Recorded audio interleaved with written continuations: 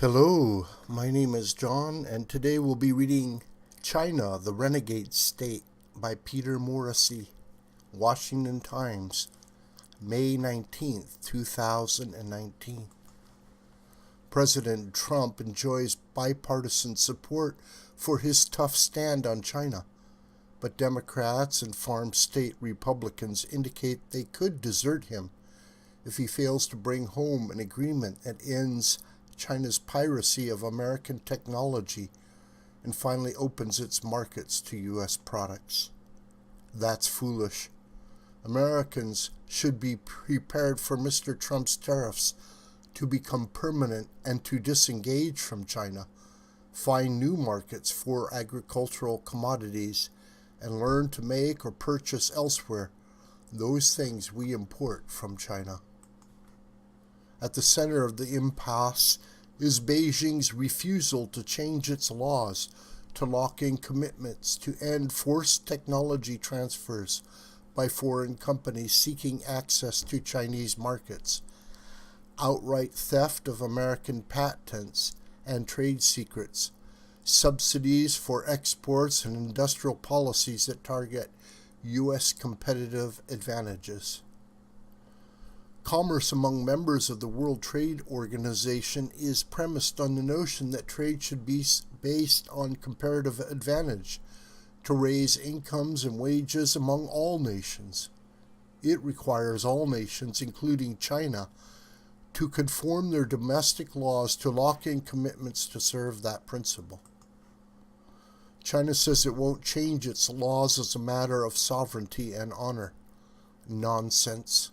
We are engaged in these negotiations because it did not keep its word to change its laws and abide by commitments it made when it signed onto the WTO in 2001.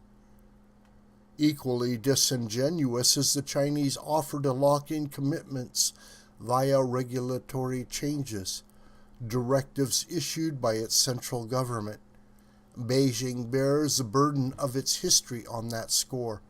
For example, its broken commitments to rein in subsidies for high-tech firms. In President Xi Jinping's mind, China is riding the great arc of history to a place where it makes the rules, and supplicants like the Europeans, Americans, and Asian neighbors adhere to its vision. China, the all-omniscient, omnipresent, and omnipotent state, dominates, and the leader of the Chinese Communist Party sits atop a throne of empire. China doesn't play by the rules of other civilized nations on trade, the sanctity of international waters, or its obligation to restrain rogue states like North Korea. It's time to label it for what it is, a renegade state. China doesn't send terrorists to explode our buildings, but instead dispatches a host of reavers to steal our technology, jobs, and prosperity, and sap our strength to one day dictate the terms of our surrender. Honorable people understand if they lie. Intelligent folks will stop taking them at their word, but in President Xi's kleptocracy, America is led by fools. He absolutely underestimates U.S. Chief Negotiator Robert Lighthizer. President Trump faces a lot of pressure to come up with a deal.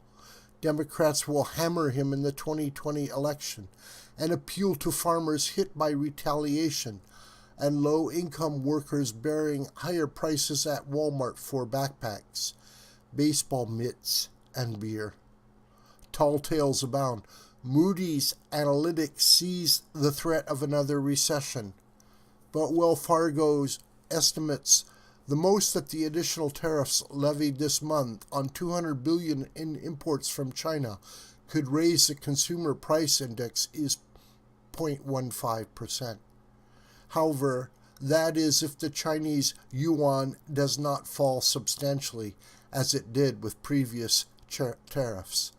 Chinese producers do not absorb a portion of the tariffs, as many did with previous levies, and new producers do not emerge elsewhere in Asia, as they are eager to do if U.S. businesses believe the tariffs are more or less permanent.